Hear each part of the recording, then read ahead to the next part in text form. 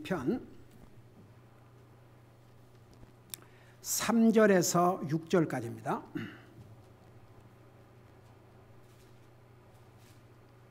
3절에서 6절까지입니다. 찾으셨으면 우리 같이 함께 읽겠습니다. 시작. 내가 내 범죄들을 시인하오니 내 죄가 항상 내 앞에 있나이다. 내가 오직 주께만 죄를 짓고 주의 눈앞에서 이 악을 행하였사오니 이로써 주께서 말씀하실 때에 의롭게 되시고 판단하실 때에 깨끗하시리다.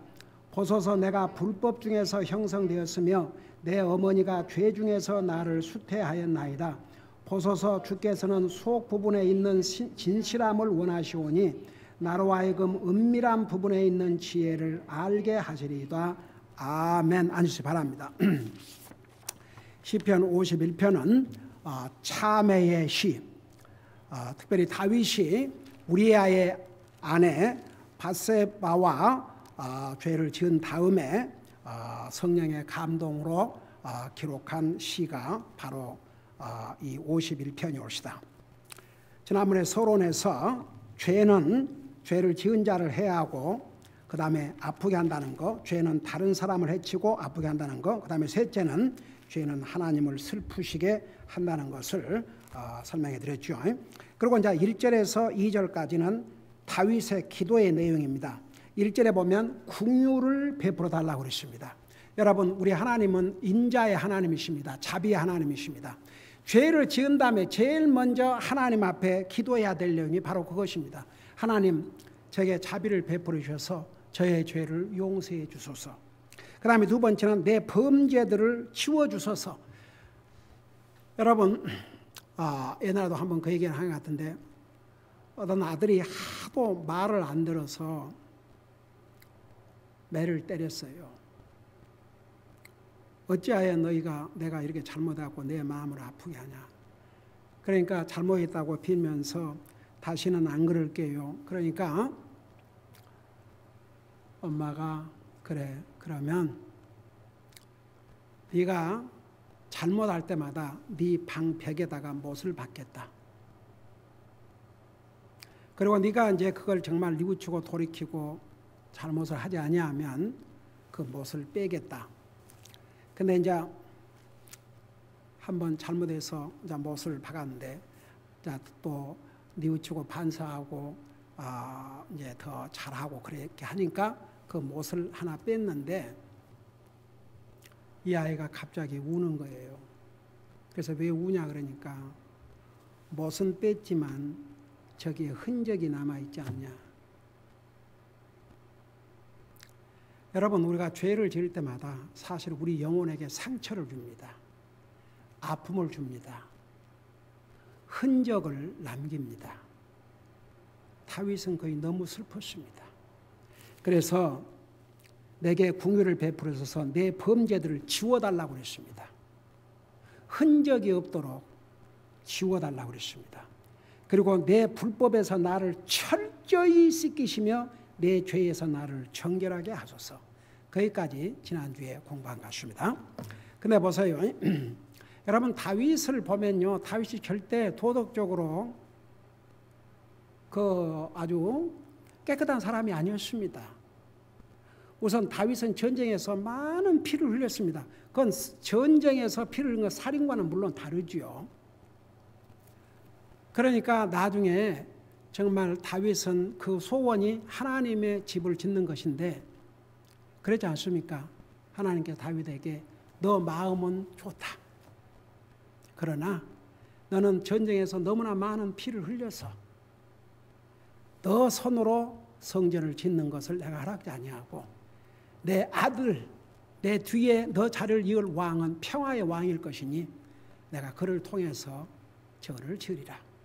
그래서 사실 다윗은 그 자기 아들 솔로몬이 하나님의 전을 건축하는데 부족함이 없도록 준비를 했지 않습니까? 모든 필요한 자원을 다 준비를 했지 않습니까?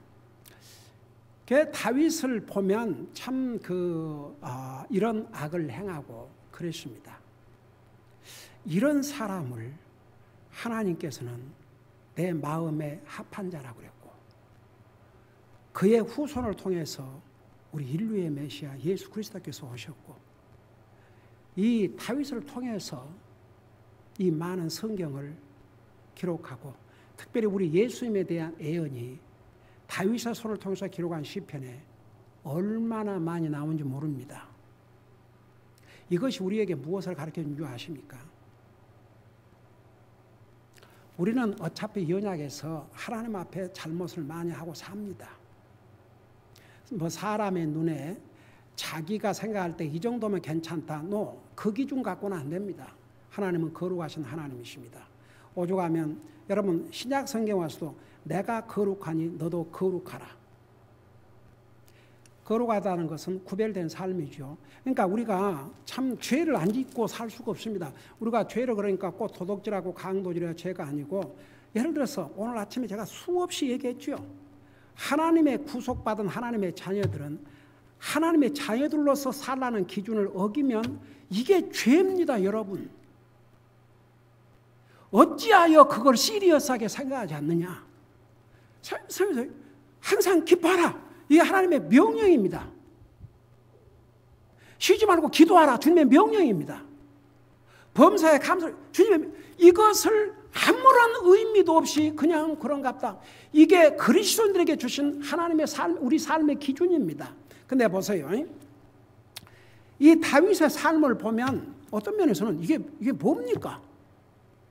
그런데 하나님은 그가 죄를 지은 그것에다가 포커스를 맞추신 게 아니고, 그가 죄를 지은 다음에 하나님 앞에 어떤 자세를 가졌고 하나님과의 관계만큼은 절대 손상하고 싶지 않다는 그 간절한 마음, 그래서 그는 주님을 더 붙들었습니다.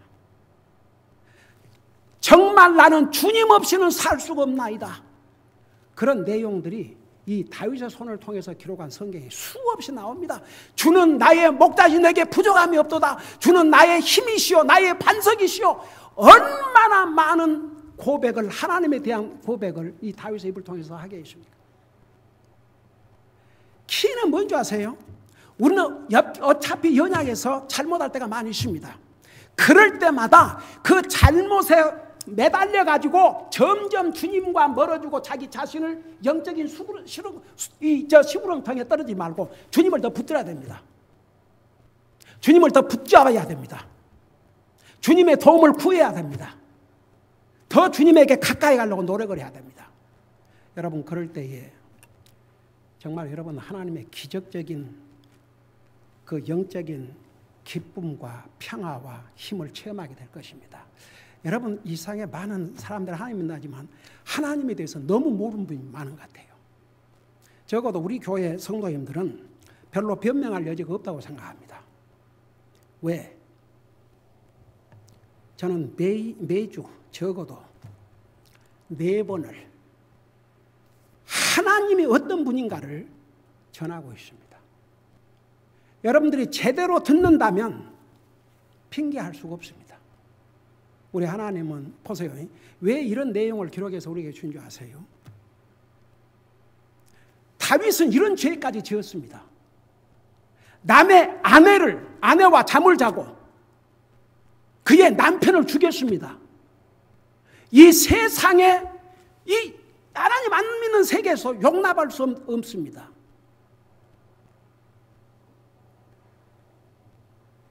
그런데 하나님은 그의 잘못된 데다 포커스를 맞춰 놨습니다. 그 잘못을 범한 다음에 다윗의 자세, 그리고 그의 남은 삶을 정말 주님을 위해서 살았습니다. 그는 이 죄에 대한 대가도 톡톡히 치루었습니다.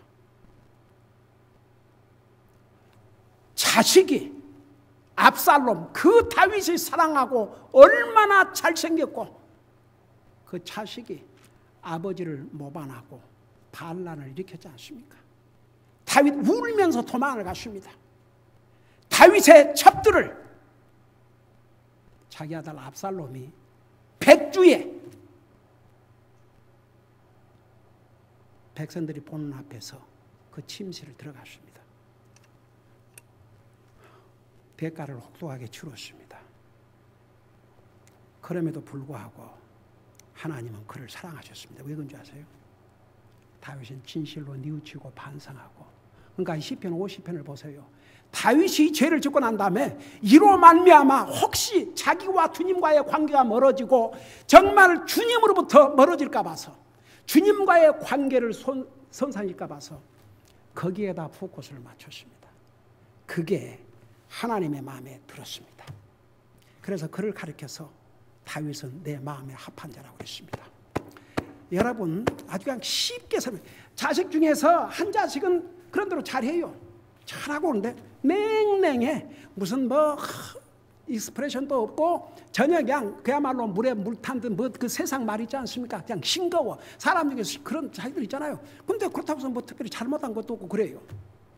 근데 한 자식은 그냥 말썽도 부리고 그러는데 그래도 그냥 엄마 아빠 내가 잘못했어요. 그러고 또 얼른 또 엄마 아빠 그래도 내가 잘못했어. 그래도 나 엄마 아빠 사랑해요.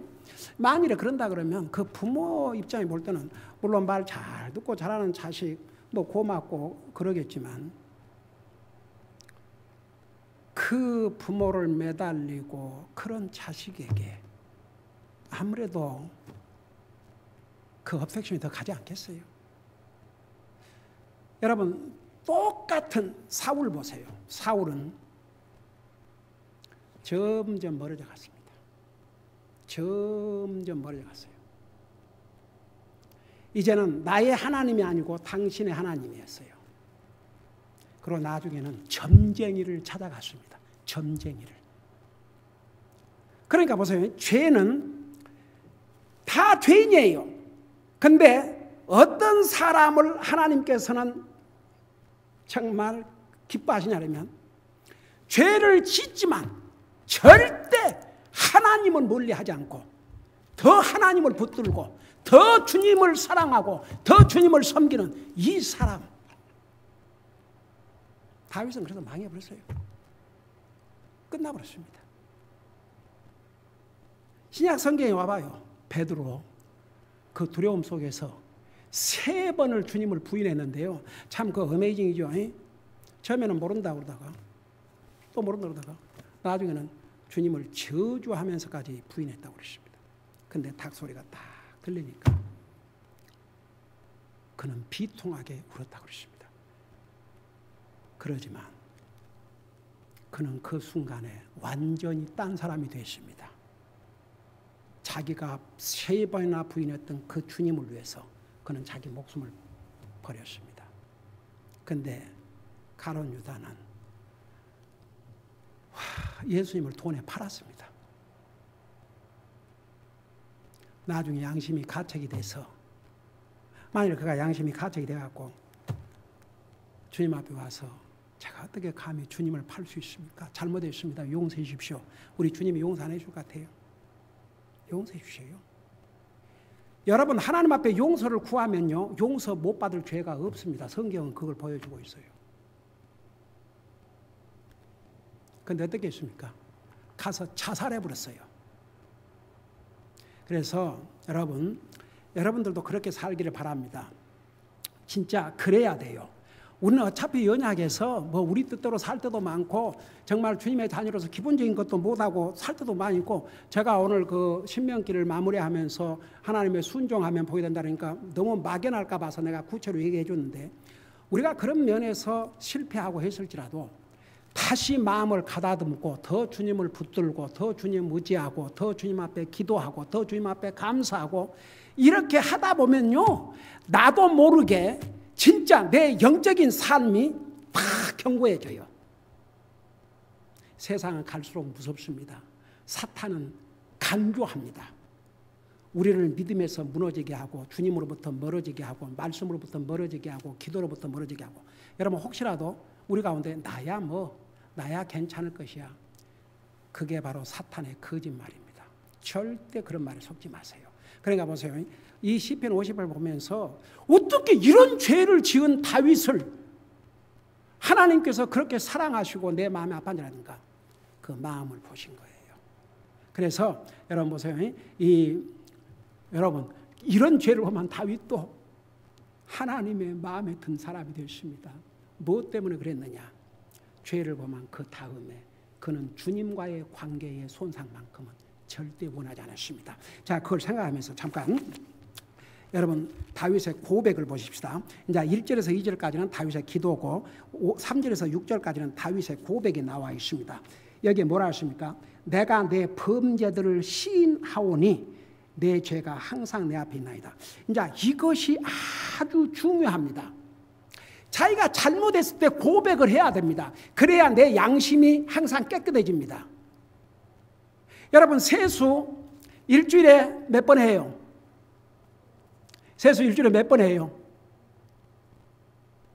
아니 대답 좀 하세요. 아무리 마스크 썼지만 일주일에 몇 번 하셔요? 하루에 2번씩은 하시죠. 못해도 하루에 2번씩. 그러면 일주일에 27에 14, 14번이죠. 왜 그렇게 해요? 아니 아침에 씻었는데 왜 또 저녁에 씻어요? 더러워지니까. 여러분 우리 겉은 씻으면서 우리 속도 날마다 씻어야 되지 않겠습니까? 우리의 겉도 더러워지는데 우리 속은 항상 깨끗할 것 같아요. 우리 속을 깨끗이 씻어야 됩니다. 우리의 속을 깨끗이 씻는 방법이 우리의 죄를 고백하는 것입니다. 여러분 잠깐 요한일서 1장 9절을 보세요. 요한일서 1장 9절. 요한일서 1장 9절입니다. 우리 하나님은 너무나 좋으신 하나님이세요. 여러분 우리가 죄를 범하고 난 다음에도 주님으로부터 멀어지는 게 아니고 도리어 더 주님을 붙들어야 됩니다. 여러분 요한일서 1장 9절에 보면 이런 말씀이 있습니다. 그 앞에서 이런 말씀하셨어요. 8절에 만일 우리에게 죄가 없다고 우리가 말하면 우리가 우리 자신을 속이며 또 진리가 우리 속에 있지 않냐는 게 이거 아주 중요한 말씀이에요. 어떤 사람이 나는 죄 지은 거 없는데요. 도리어 죄가 없다고 하면 우리 속에 우리가 우리 자신을 속이며 그래서 우리 자신을 여러분 남을 속이는 것은 뉘우칠 죄일 수도 있지만 자신을 속이고 살면요 이건 더 위험해요. 그래서 자신을 속이며 또 진리가 우리 속에 있지 아니한다. 그 속에 진리가 예수님입니다. 그 속에 예수님이 없다 그 말입니다. 그러니까 이 사람은 어떤 자기의 도덕적인 행위라든가 뭐 이런 사람의 기준에서 자기는 죄를 안 짓는다 그렇게 생각하죠. 그러니까 여러분 보세요. 우리는 다 죄인입니다. 그래서 9절에 만일 우리가 우리의 죄들을 자백하면 여기에 그 자백한다는 것은 보세요. 상당히 중요한 의미가 있습니다.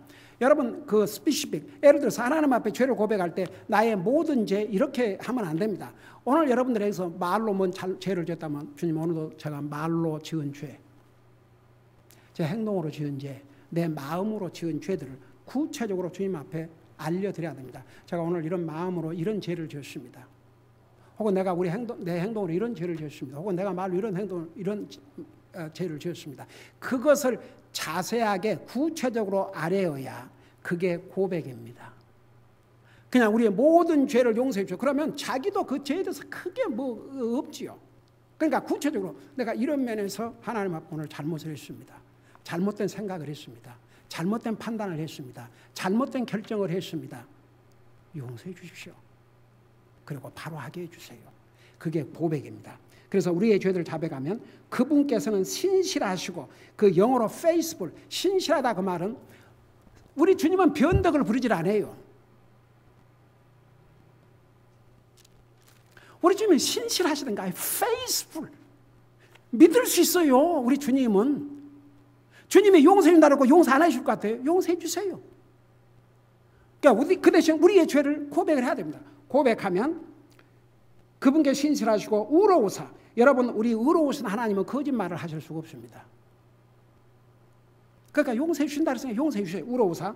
우리의 죄들을 용서하시며 그 다음에 너무 모든 불의에서 우리를 깨끗하게 하시니라. 제가 아까 얘기했죠. 우리 얼굴을 씻듯이 우리의 마음을 씻는 길은 우리의 죄를 고백하는 것. 우리 죄를 고백하면요. 우리의 마음을 깨끗이 씻어주세요. 그러니까 여러분 우리가 겉만 깨끗하게 사는 걸 중요하지 말고 겉도 깨끗하게 살아야죠. 지저분하게 사는 것보다 훨씬 좋죠. 우리 속 사람을 깨끗하게 하고 살아야 됩니다. 다시 시편 50편을 돌아와서 자, 이거하고 맞추십시다. 내가 내 범죄들을 시인하오니, 이게 참 중요해요. 그러니까 다윗은 변명하지 않았습니다. 여러분, 사울이 변명했어요, 안 했어요? 변명했어요. 아말렉 다 쳐서 멸하라고. 그런데 그대로 순종했어요, 안 했어요? 그러고 죽이기 아까운 아주 그냥 살찌고 좋은 그런 짐승 다 죽이라 그랬거든요. 그 짐승을 다 가지고 살려왔어요. 그러니까 사무엘이 뭐라 했습니까? 오죽하면 주님이 너무너무 속이 상해갖고 내가 사울을 왕으로 세운 것을 내가 정말 내가 뉘우치노라. 내 말을 불순종한다. 그래가서 책망하니까 저 다 시킨 대로 했는데요. 그러니까 뭐라 했어요? 그러면 저 지금 우리 간에서 나는 저 소리는 뭐냐 그랬어요. 그러니까 뭐라 변명한 줄서 그건요 주의 아깝고 그런 그 살찐 거 해서 하나님 앞에 제물로 드리기 위해서 이런 하나님께 거기서 자기에게 제물 드리라고 그랬어요. 하나님께서 그렇게 변명을 했습니다.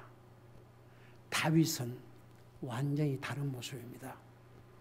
여기에 뭐라 하십니까? 내가 내 범죄들을 시인하오니 내 죄가 항상 내 앞에 있나이다. 그러니까 그가 이 죄를 범한 다음에 이미 고통을 받았어요. 이미 고통을 받고 내가 큰 죄를 지었구나. 그러니까 나단이 그런 이제 책망하면서 뭐라고 그랬어요? 이미 하나님께서 어떻게 하셨다고 그랬어요? 용서하셨다고 그랬어요. 이 일로 너 죽이지 않는다 하나님께서. 그분이 우리 하나님이세요. 우리 하나님은 다 우리 속 마음을 아시거든요. 그래서 여기에 내가 내 범죄들을 시인하오니 내 죄가 항상 내 앞에 있나이다. 그러니까 한 가지는 보세요. 우리가 여기서 배워야 될 것은 우리가 잘못했으면 얼른 시인을 해야 됩니다. 변명처럼 구차하고 보기 흉한 게 없습니다. 잘못했으면 잘못했다. 하나님 앞에서도 내가 잘못했습니다. 용서해 주십시오. 그걸 하나님은 바라셔요. 어차피 우리 인생은 하나님과 완전할 수 없거든요. 그리고 이제 보세요. 내 죄가 항상 내 앞에 있나이다. 그러니까 우리는 죄를 지었고 또 죄를 지을 수 있다는 거 항상 그걸 염두에 두면서 중요한 것은 우리가 여러분 또 죄라 그러니까 여러분 주여 여러분 다 이해하시오. 죄 그러니까 안 믿는 사람이 생각하는 무슨 도적질하고 강도질하고 거짓말하고 뭐 다른 사람 해치고 그것이 아니고 우리는 구속받은 하나님의 자녀로서 살아야 할 기준 그거 하지 않고 사면 그게 죄라는 거. 하나님이 하지 말라는 것을 하면 죄가 하라는 걸 안 해도 죄가 하나님께서 우리에게 신약 성경에 오면 이렇게 살아라 이렇게 해라 이렇게 해라 그거 안 하면 그거의 죄라는 거. 그래서 그걸 실패했을 때마다 하나님 기도를 제대로 안 했다. 제가 기도를 제대로 못했습니다. 말씀을 제대로 읽는 말씀의 삶을 살지 못했습니다. 주님의 몸된 교회를 통해서 주님의 열심히 예배하고 섬기는지 못했습니다. 하나님께 내게 주신 소득이 분명히 있음에도 불구하고 하나님 앞에 드리지를 못했습니다. 전도자 하나라도 전하는 것이 그리스도의 사명인데 그렇게 하지 못했습니다. 정말 범사에 감사를 하는데 그렇게 하지 못했습니다. 내 몸을 산 제사로 산 희생물로 드리라는데 그렇게 하지 못했습니다. 열심을 품고 게으르지 말고 주님 섬기라고 그러는데 주님 섬기는데 열심이 없었습니다. 이게 죄입니다. 그 죄를 고백하라고 말입니다. 고백하면 우리 주님은 신실하시고 의로우사 우리 죄를 용서해 줄 뿐만 아니라 우리를 깨끗하게 해준다고 그랬습니다. 하나님은 다윗의 이 솔직한 고백을 기쁘게 받으실 것이죠. 기도하십시다. 우리 아버지 하나님, 우리는 연약에서 정말 구속받은 거룩하신 하나님의 백성들임에도 불구하고 하나님의 자녀로서의 삶을 살지 못할 때가 많이 있습니다. 하나님의 자녀로서 마땅히 해야 할 일을 하지 않고 살면서도 그것이 하나님의 죄라는 것도 미처 생각지 못하고 살 때도 많이 있었습니다. 우리 아버지 하나님, 우리는 그럴 때마다 솔직히 하나님 앞에 고백하게 해 주시옵소서. 그럴 때 주님은 신실하시고 의로우사 우리 죄를 용서해 주뿐만 아니라 우리를 모든 불법에서부터 깨끗하게 해주신다고 하셨습니다. 이런 좋으신 하나님이 우리 주님이십니다. 항상 이런 주님 앞에 우리가 잘못을 빼다 고백하고 그럴 때마다 더 주님 붙들고 살 수 있도록 우리 사랑하는 성도들에게 은혜 베풀어 주옵소서. 감사합니다. 사랑합니다. 예수님의 이름으로 감사 기도드리옵나이다. 아멘.